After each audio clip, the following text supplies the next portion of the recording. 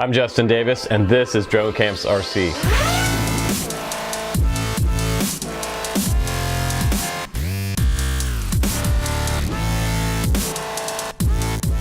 Alright guys, welcome to the flight test portion of the TOVSTO Swift. I have all the satellites loaded up on here. I have 11 satellites already loaded, and it's running 5.8, so I can use my Fat Shark goggles if I want to fly this FPV or the monitor. So TOVSTO is smart by not making this a Wi-Fi quad, because you have the option to use this video monitor or a pair of goggles. Any pair of goggles running 5.8 will work, so pretty awesome. So GPS is good to go right here. I can start the cam over here, and I have a micro SD card in the bottom here. The first thing I'm going to do is press this button a bunch of times until you see these lights start flashing. And once you do, you see them flashing really fast, you can go ahead and start the calibration process. And you want to rotate that until they stop, and then you're going to go down, do the vertical calibration until they're flashing super quick in the front, and you should be okay to go and take off. Now I'm going to start recording right here on my Fat Sharks, so we have a backup and you guys can see what the telemetry looks like on the screens. It's super cool. Alright, now all I have to do to take off is down and out to arm, also down and out to disarm. Got my antenna all set, ready to go, pointing in the direction that I'm going to be flying out in this little field in front of me. So I'm going to go ahead and start my video from the controller here. And it does say that I have a micro SD card there on the screen, as you can see. Now I have a red light blinking there. I can take photos, or I can long press here and take video. So here we go. Just gonna check out this GPS lock real quick. See how well, this is a super light quad, by the way.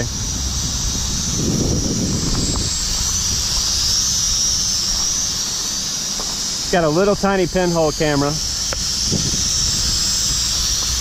shooting 1080p. Pretty cool.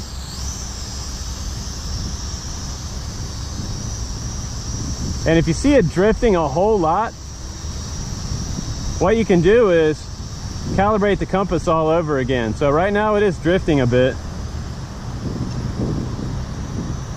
Then I can put it in a faster speed mode there. It's not quite as stable in this mode. I'm going to put it back in GPS.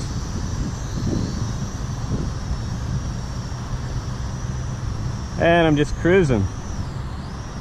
I can also see telemetry for my battery. And it also has arrows for return to home.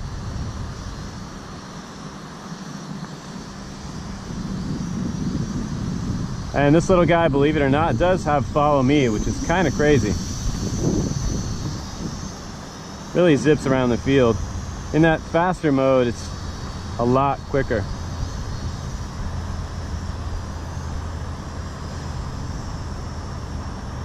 You can turn on GPS, on and off GPS, I believe.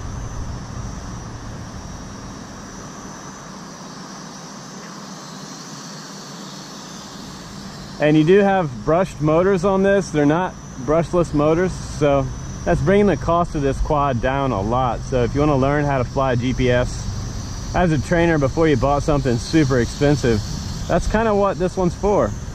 Or for people who just don't want to spend a lot of money, $1,000 on a Phantom.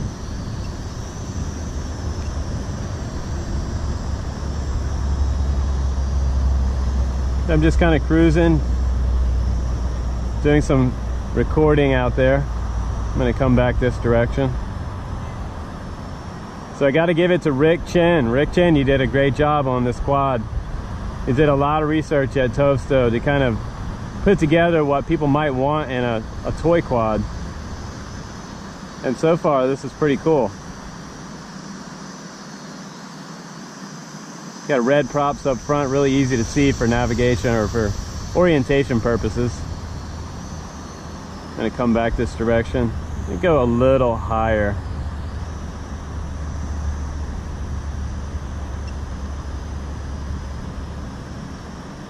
Just kind of cruising there, hanging out in one spot.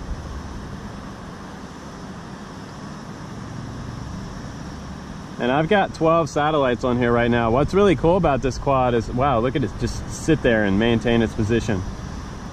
It does have GLONASS on board, which is dual satellite navigation, dual GPS. That is really cool. I haven't seen that on a toy quad that is in this price range. I know Hubsan makes some pretty good quads, but this will be a competitor to something like a Hubsan. And we'll see how the video compares. Maybe it's a little better. Because I believe they have 720p on their quads.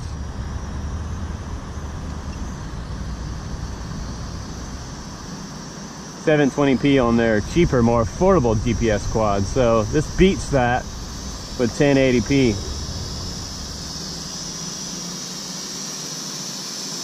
Now, I teach a lot of people to fly drones and quads for free all the time, but I could definitely recommend this one as a trainer with how stable it is. Look at that, hands off right there. That's a hands-off GPS lock with a toy quad. Pretty cool. And I'm not super afraid of the quad because it's really pretty light. It's not a big, heavy 3-pound quad.